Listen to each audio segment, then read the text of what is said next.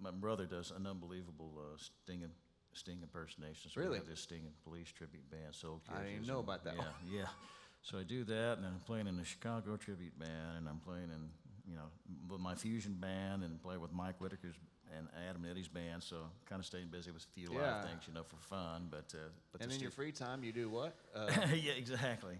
Put pedal You boards collect. together You put pedal boards together for all those gigs. for those groups. Yeah. Yeah. Well, let's say I'm a producer, on a session, and you're the guy that we hired for the day, and he says, hey, look, we really want some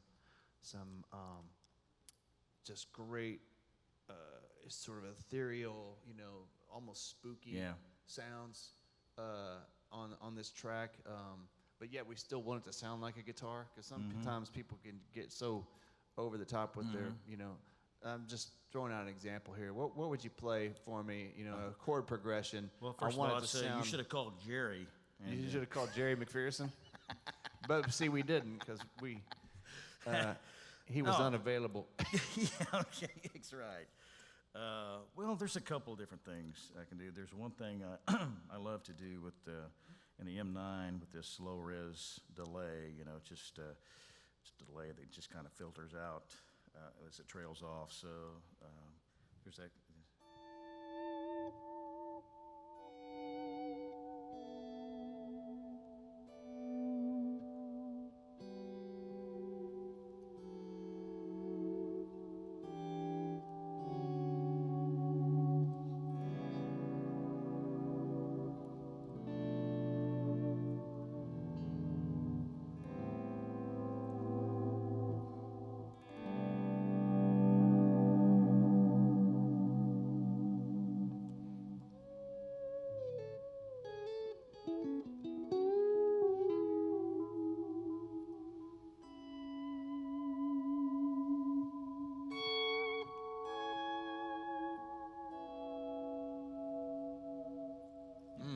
I'd say that's more angelic than spooky. That's beautiful. That's beautiful. Well, then there is another thing that I use, especially like in live praise and worship settings. There's that sound you can use for kind of haunting Yeah. sounds. But there's Do you also play some- at church much, or? I do. For years I had played at Crash Church, the fellowship I've been involved with for years. I'm more of a sub guy now. I'm just kind of like let some other guys step Yeah. in and do this thing. But Well, I know there's a lot of people here that are responsible for the worship and the guitar playing sounds. Can you go through some of your favorite that you'd use in a Yeah. worship setting?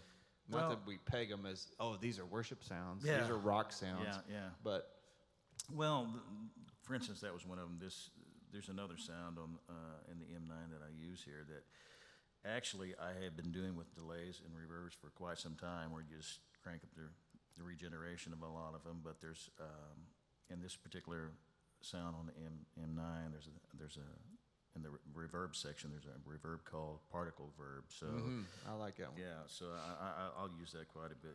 Just.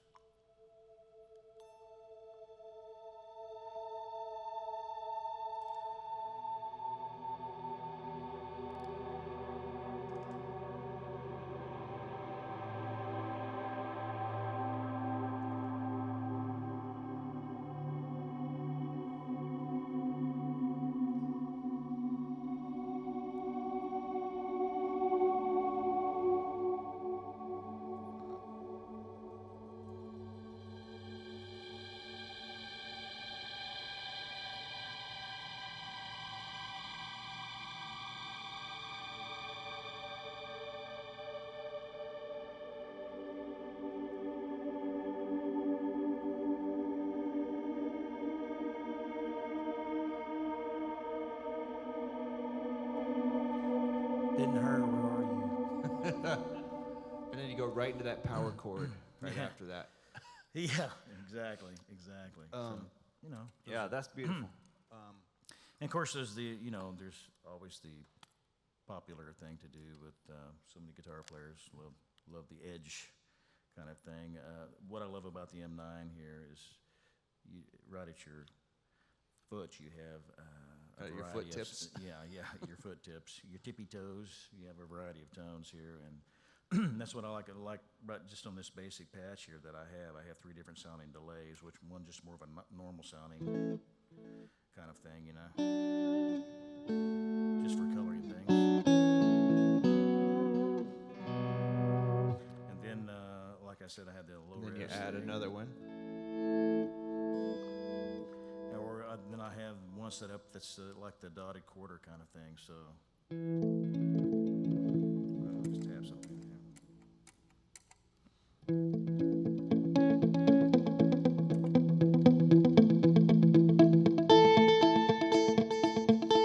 Yeah. That kind of thing. So yeah. One thing I wanted to ask you too, and this is something that I've learned over the years. What sounds fantastic when you're at home with your pedal board and your amp in a room? You're like, man, this sound is amazing. And then you take it to church and you plug in with the rest of the band and you hit that sound that you think is just going to be amazing. And then you go, oh, this sounds horrible in a song. That's because when I was at home, I had that plugged into my AC30 into a 412 cabinet. And Well, that is part of it. Yeah.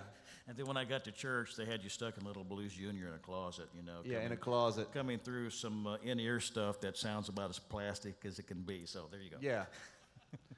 Well, that is the right and best answer to that. Definitely. But in addition to that, I think you know what I'm after is like just the use of effects to me. And I say it doesn't all have to suit my taste. Everyone is different. You all have different tastes. But I think especially with younger people, they've got fantastic amounts of effects pedals, and they feel the obligation to use them all. Yeah. You know, as much as possible. And so I'm like, you know, Jerry and I talked about this on the phone the other day. We were gonna try to bring up this issue, so I'm bringing it up with you about just that economy of tone. It's like,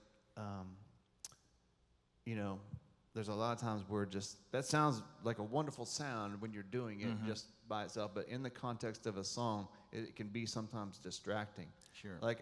There's many times where I just want to go up and just grab people's overdrive and distortion pedals and say, I'm taking this from you because you're killing me with it, you know? I think that all starts from it's years of experience of doing that. I mean, and listening to what's around you. You know, you have to realize, you have to have the mindset that I'm actually a part of a support here. This is not about me and me playing with my toys and you know, and everybody digging my sounds, and it's about listening to what's around you, trying to blend in with the colors and textures that you hear, and complementing that. And unless, you know, it's a featured guitar thing, then you can just rip away and do your thing like you're supposed to. But if, you know, and so many times we have to put up with these people called keyboard players, and so Yeah.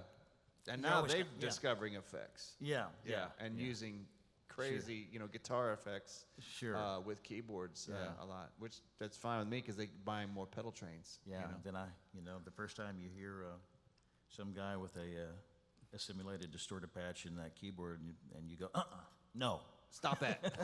That's not for you. Yeah. Well, what do you, I know you got, like you said, several different rigs. Do you have a really super stripped down thing? Like if, you know, like Stu had that little nano something that just has 3 or 4 things. Could you Well, force yourself to do that? This at is all? about as stripped down as I was I've going to got say, right that's, now. I think, the smallest thing I've seen you use. But, well, if I had to, I'm kind of like Jerry mentioned earlier. The first thing I'd have to have is a volume pedal. But like he mentioned, it's great for tuning purposes and using it as a gate and what have you.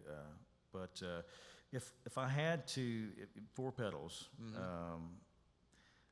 I would probably, wow, that's tough. The M9 would definitely be in there. The volume pedal, the M9, and it'd be a choice of a couple of different distortion pedals at that point. I wouldn't want something that would give me a great crunch tone than something a great lead tone, and that I might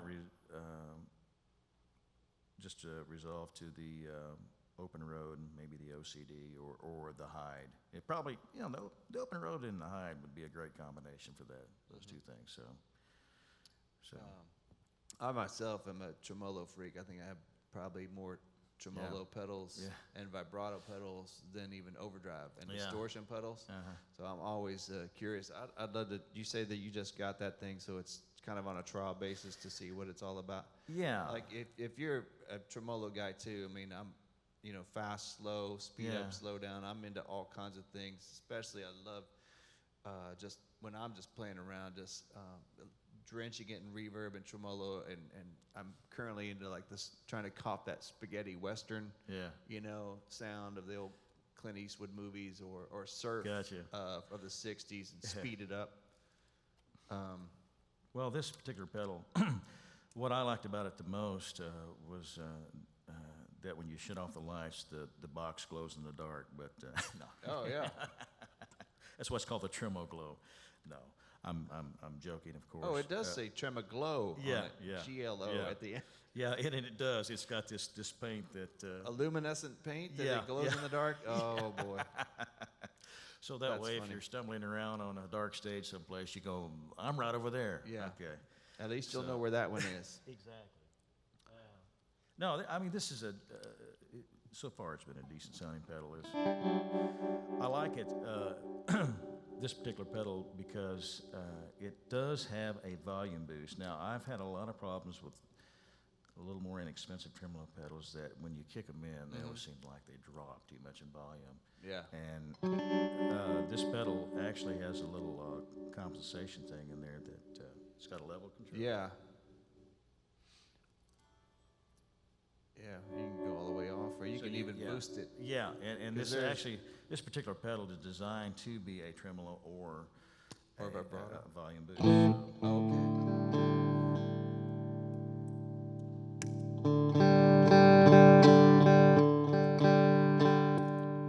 So, and it's not a bad volume boost. It's colors just so slightly, but my favorite volume boost, and I'm not saying this because he's here, but man, the Creation Audio people make one of the best. The Mark 423? Yes, yeah. Hands down. So, and I have a couple of those on different boards. So everything those guys do is really great. Yeah, that and the Holy Fire, those are great pedals, absolutely. So, but anyway, I just recently put this board together. This is kind of grab and go. You know, so. Show me what's some of your favorite with the Strat and the Bogner combinations of a sound and a tone. Well, when you have the OCD for rock stuff, it's just.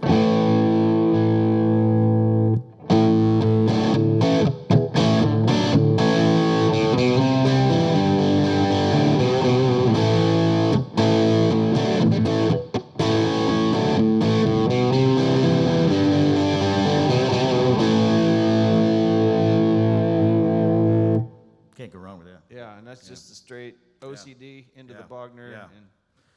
And then I've already demonstrated the plimsoll there for the blues thing. Yeah. I like the open road a lot for the crunch thing.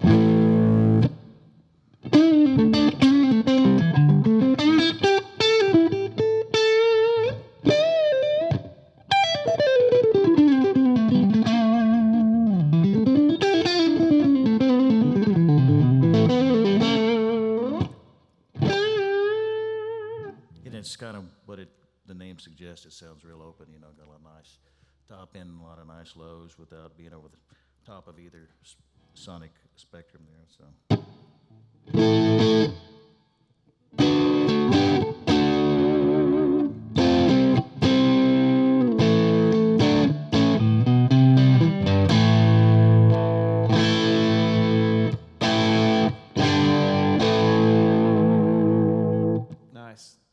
I got to ask you now, what was your first pedal?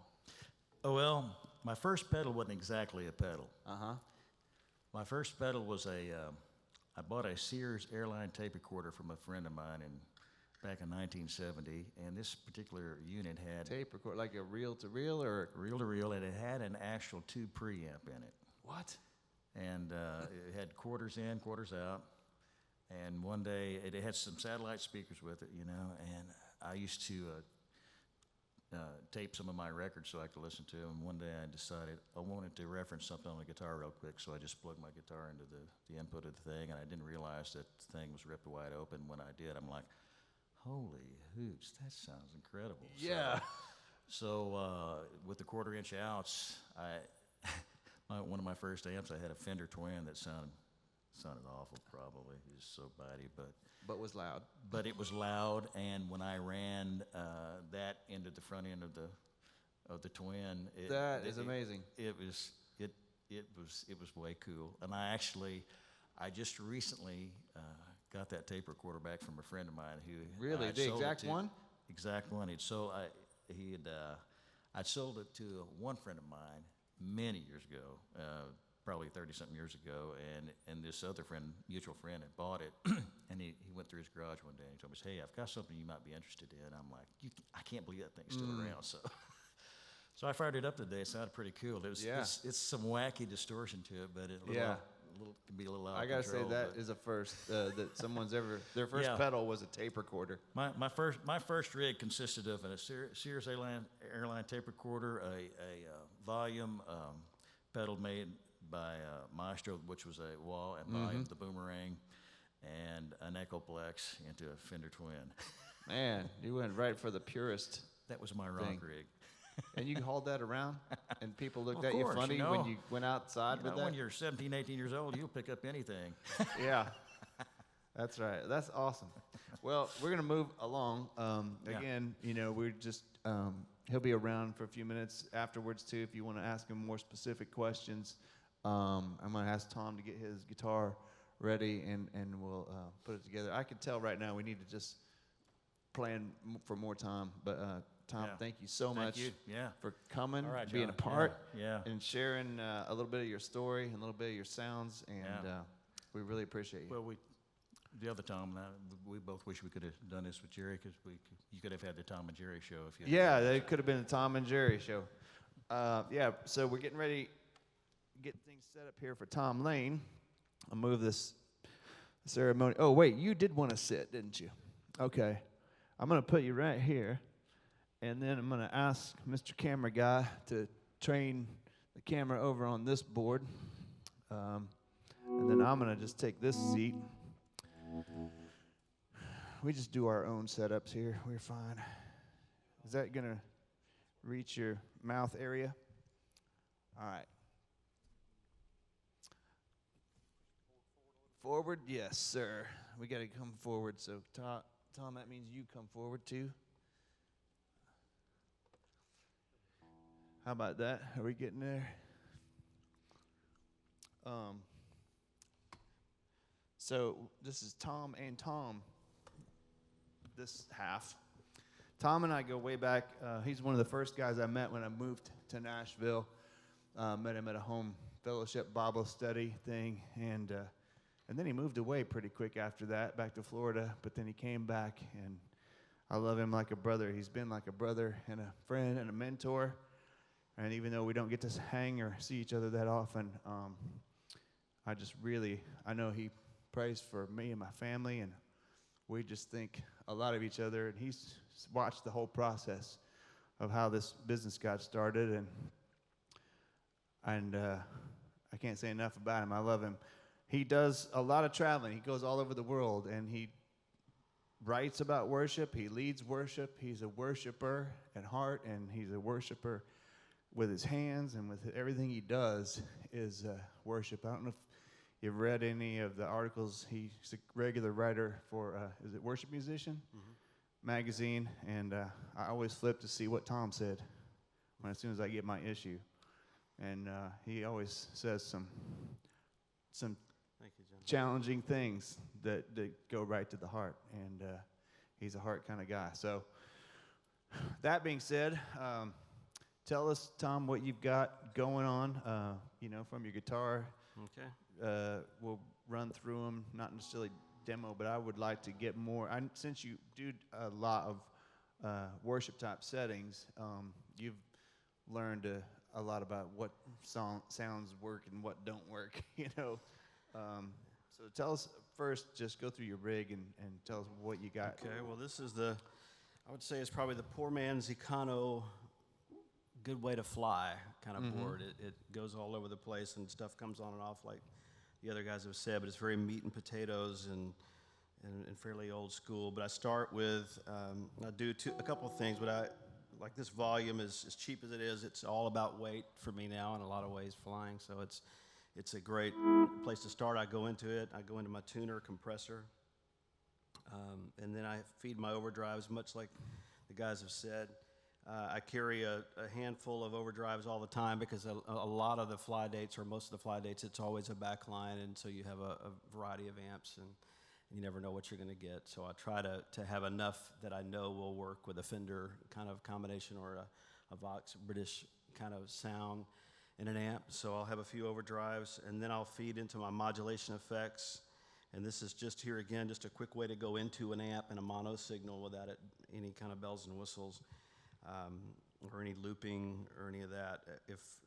From there, I'll feed the time-based effects, end with a delay, which I still use the M13 and things, but it's so large. The M9 is a great thing, but even flying, to have 2 or 3 delays that I can be at once, I still have this beast of a Line 6 on the board because of what it does really well. And I usually try to dial in enough sounds because I'm in a lot of diverse settings that I can pull up the meat and potato sound. Then I feed my wah pedal. Now I have, in years of kind of talking about breaking the formulas, I'll have it at the front at times, and I'll have it at the end. I'll typically do it this way because I can pack it up in one case, keep it under 50 pounds, and it's very much about the space and being able to do that. All right. So that's kind of where it is. Yeah, so you got several dirt flavors, and I mean, really, that's what more do you need? Do you need a good clean sound? You need a good dirty sound, and you need some good ambient sound. Yeah. You can break it down to that, really, and everything else is a variation on those three things. Well, and you said it a while ago that you can have a lot of pedals and you don't use half of them, and I guess a long time ago started realizing that I had to start stripping it down for fly kind of things to where it was you're taking just what you need. So it's very basic here, and if it needs to get more elaborate, it's on other boards, and you end up, kind of what you're sending stuff or you're paying for extra shipping to do what you have to do to make the thing work. Yeah, one thing I like to encourage people, because they'll have a lot of stuff, but they're have that situation where they need to travel light, even if they just don't feel like carrying a big board. I say, look, set up as small a board as you can with your minimum essentials that you just absolutely, and even like argue with yourselves, like, do I really have to have that OCD, or can I get by with another thing, that even takes up less space? And then have another board that is for all your esoteric or fluff or extra stuff. Yeah. Leave that set up so when you have when you have to travel light, you take your meat and potatoes, like you said, your minimum essentials, and then when you have the luxury of having everything, you're carrying it yourself or whatever, use that in an A and B combination. So all you have to do, just make the jumper from your signal path from your A board to your B board, and now you've got all your sounds again, all the crazy stuff that you want, but knowing that I can just leave that at home and take the small thing. Well, we do clinics often, like for worship and conferences and events, and one of the things I found early on is that you've got, in most clinics, you'll have the experienced player and you'll have the not very experienced player. So you try to bring what you think is going to serve. The average church musician doesn't walk in with a lot of the boards that we see. They either don't. Unless it's in Nashville. Yeah, it's very uncommon. So they want to know, what can I go out and buy? What pedal can I go out and buy? So, and a lot of this has to do with relationships. I love Josh Scott, builds some great pedals. He's a great guy. You like helping guys that do great things as well as give you great tones. So it's some of the stuff. There's always more than one motive for me because I have to be in a different kind of setting, but I like to offer people an opportunity to say they can go get this, put it on a board at their church, and go to that Pro Junior that he's talking about and plug in and make that work, and without having to spend a ton of money. And then if they can afford an M9 and they can afford a few other things, so you help try to give people alternatives that help work for them too. So a lot of what I carry and travel with is shaped by some of that, is what I'm saying. So. Yeah. Show us some things. I haven't even seen you play this guitar until this weekend, so this must be a recent acquisition. It is. It's the 137 Gibson. Yeah, it's beautiful. That's a little bit of the OCD, which I think if I had to take one pedal, a lot of times it's a great go-to, and I like it because it gives you the option of the.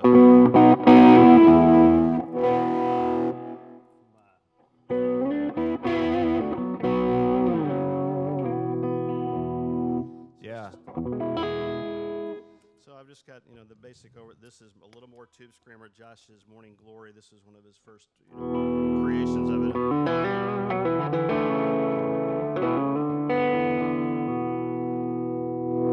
It's about as dirty as. Really nice. And it's a real nice. Two over. So and I'll still go to the Rat occasionally because it's just if you've got, you never know what amp you're gonna. And you can dial in the filtering, on this pedal is so diverse that depending on what amp you get, you can really. You're one of the few guys that I still see. You and Kenny Greenberg will still have a Rat pedal. That's a blast from the past. But yeah, it is. I noticed that you're not the typical person, and neither is Kenny.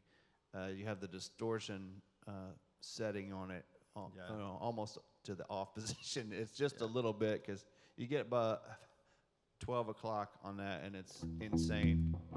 Just. One of the main reasons I used to carry it a lot was because I could get this without having to have an EBO all the time. You can at least that pedal is really great for. So and I have a few colors that you can add.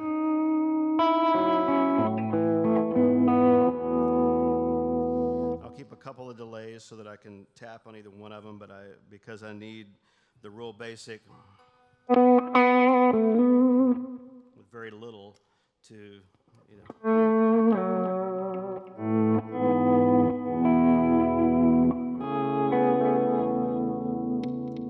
So it's all. I still like some of the ambience that you've heard these guys. The M9 takes it to another great programmable level, and to be able to use. Yeah, but still, you can get a lot of that same thing. You've got a Boss DD6. That's an inexpensive delay. Yeah, absolutely. On Craigslist all the time. The Boss Tremolo and the Jackhammer. I don't even know if they make those. The Marshall pedals. No, I know it. It's probably the only Marshall pedal I've ever bought, but it's again a vibrato and a tremolo together in one pedal, so it's a nice one stop to be able to do a few things. Yeah, it's not about how much this pedal costs, and if you drink the Kool-Aid or whatever. I've seen some guys, a guy with a $25 guitar will just shame you. He's like, I bought this at a yard sale, and this keggy for you. Yeah, or Phil Kaggies, those kind of people. They pick up your guitar and they sound better than you with it. So, I noticed you got a box of rock. What do you like to do that with that? What's that on your board for? Well, much like Jerry said earlier, it allows me to use it for the boost.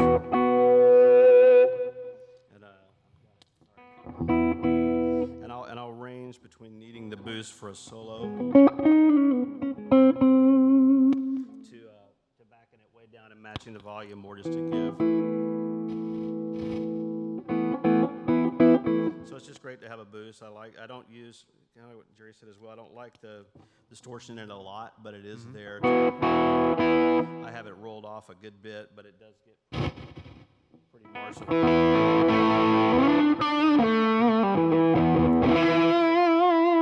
So it does get sizzly enough for you to use more of a Marshally. I have it specifically because it'll get more Marshally than some of these other pedals. Yeah, will get. Talk about why you chose. There's lots of compressors out there. Tell us about.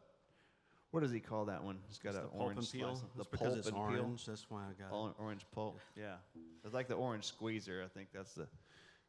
Yeah, it's I like Josh's pedals. I like this compressor. I have a few, but this is the one that it can get pretty clean. I like that he has the blend knob that allows you to get really saturated compression.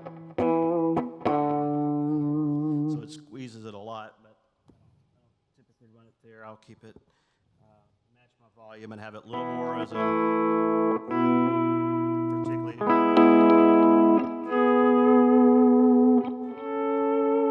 what I do love is compressor. I mean, there are a lot of Yeah. great ones out, but this is a Yeah, pretty there are, basic. and there's a lot of arguments about compressor. Not arguments, just differences of opinion. I think I see the common thing is there's two things.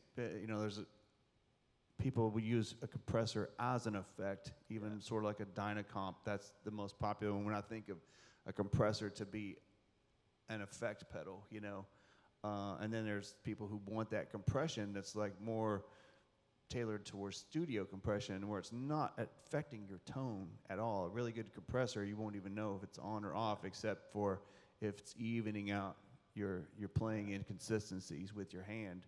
Maybe you hit some notes harder, some notes softer. So you got to ask yourself, if I want a compressor at all, what do I want to do with it? Do I want to chicken pick, with a telly and have that real compressed, almost choked sound? Or do I want it to be, just a sweetening tool? And they can become a crutch too. Yeah. I find it where it's like you get used to, relying on a compressor that's making up for your inconsistencies. And if you ever lost it, you're like, oh my gosh, I'm playing terribly, My hand just doesn't work right. So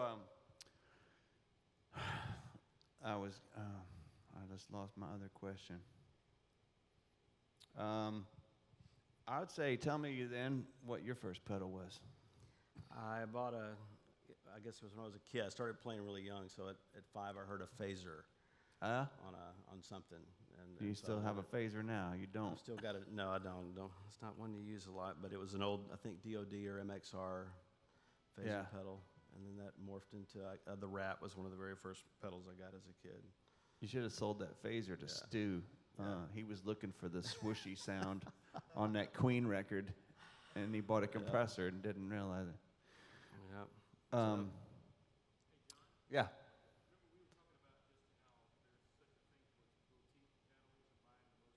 Oh yeah. Jerry brings up a good point. There's a lot of people, and I see a lot of people, especially in the Christian community. And like I said, he's talking about JHS pedals. Those are Christian guys. They make good stuff. There's a lot of, but there's a lot of people that I look at their boards and they've got $4,000-$5,000 worth of pedals because they think that someone, they're just following sort of like the leader. These guys are, using pedals that are worth $50 or on a good day on Craigslist, $40. They're tools, really, is what they are.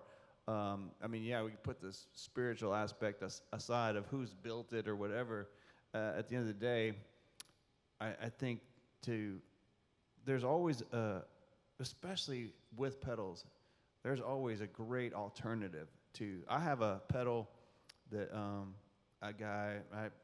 it's got a great story behind it. I can't go into it. I don't have time, but it's an overdrive pedal. I call it my desert island overdrive pedal, and I think Tom knows the one I'm talking about. They sell in Japan for $800 retail, or $800 US. There's a waiting list for like over a year to get one of these things.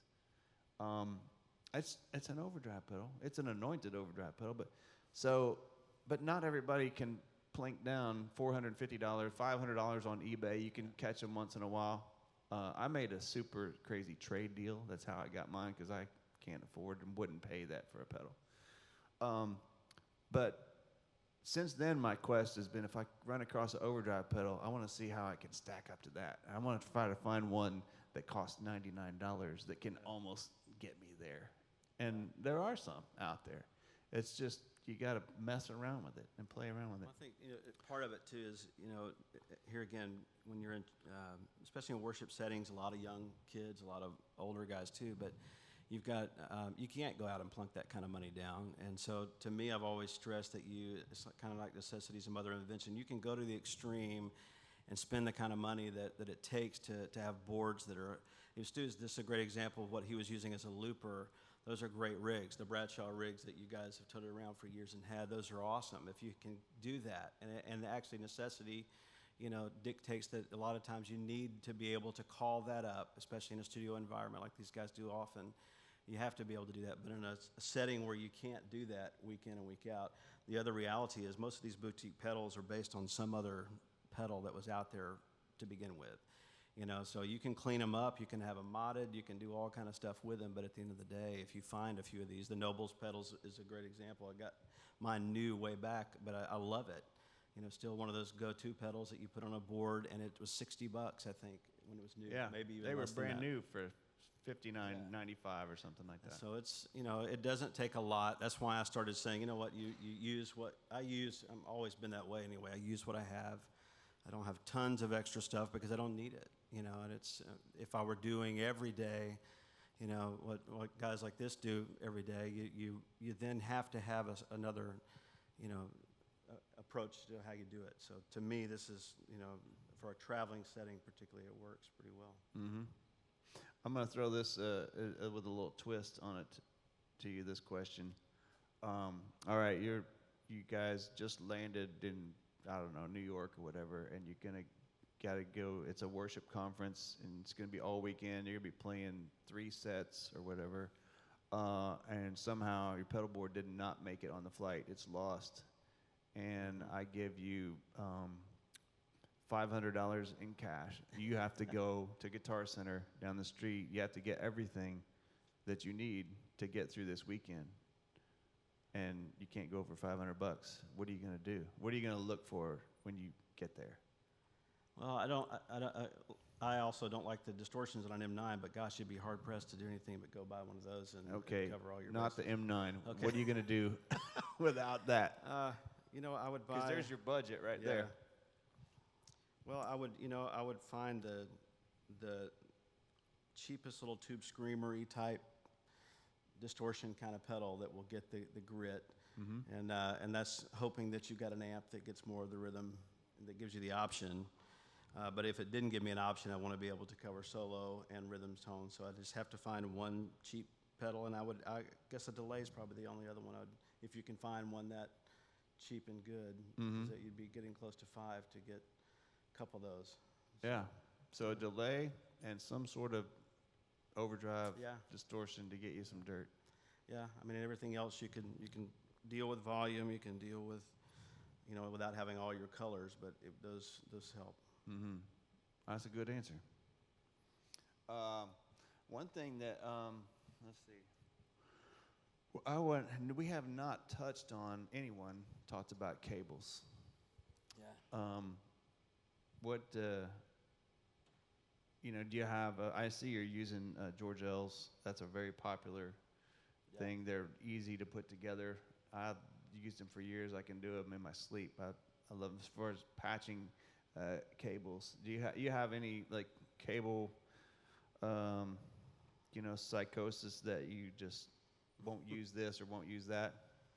No, I used George L for years. I'm switching a lot of my boards over to the Planet Waves kit because I love those guys and what they do. So I like the user friendliness of both those kind of companies that allow you to custom fit what you need. So aside from that, I've just always bought the best guitar cable I can get on either end. And then it's, like if you need the buffer, if you're having to deal with situations like Stu was saying, you're running long cables, and those are things you do as you need, to add to it. So I don't have a rule of thumb other than buy the late. I've had the George L for studio stuff for years just to keep short, nice leads, and they've been great. So I want to hear some tones. I want to hear you play some things that are some of your favorite sounds and combinations of pedals. Well, a real basic combination for me, the 2 delays.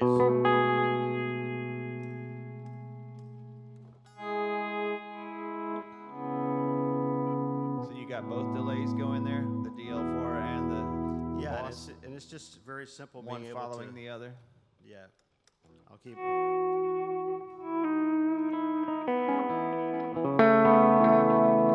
So it's that's just to give me, so I can, without it being too much, if I have the simple, I keep it set just enough to get little basic. So I guess I'll keep on the line 6. I'll have this more ambient setting I can go to at any point.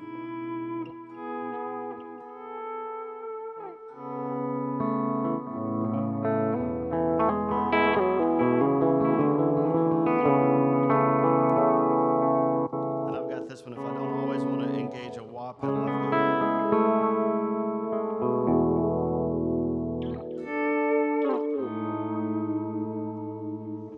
I know a lot of times, when we're all just sitting around with a guitar and amp, we just turn into kind of virtuosos of notes and chords and stuff. I'd say the majority of the time when you're in a worship situation and people are singing songs, you're playing just a rhythm, a simple rhythm pattern.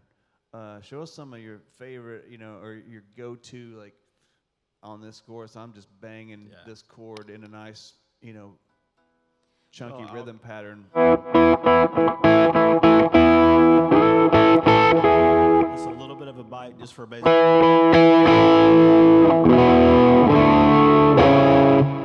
Not a lot of delay on it.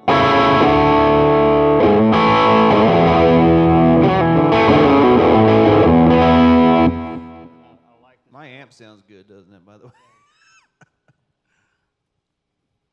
And then if I'm just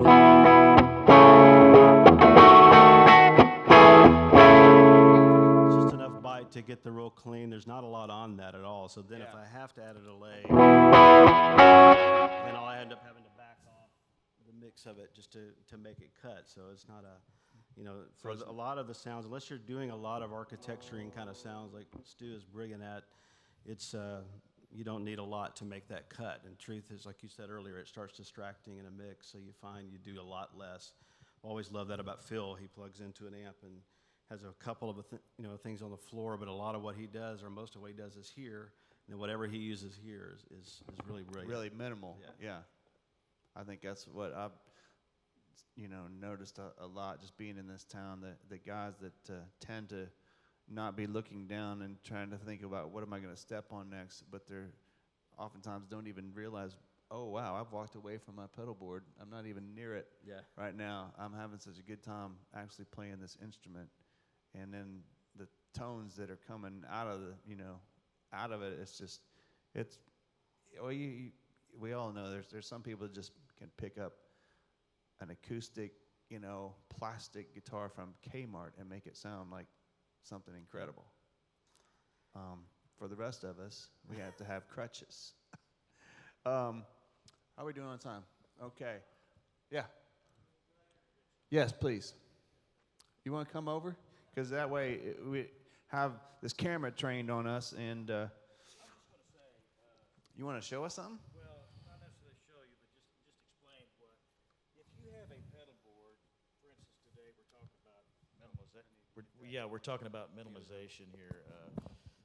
If you've got a smaller pedal board and you need something that has some buffering capabilities and don't have room for it on your board, I have something in my guitar here that works great for that. It's called a Redeemer. You got a Redeemer in there. Redeemer circuit, that does that buffering stuff that is made by this good man sitting right Yeah, the here. Creation Audio Labs also has that. It's fabulous. Yeah, I think we need to do a whole clinic just on the Creation Audio Labs products, the Redeemer.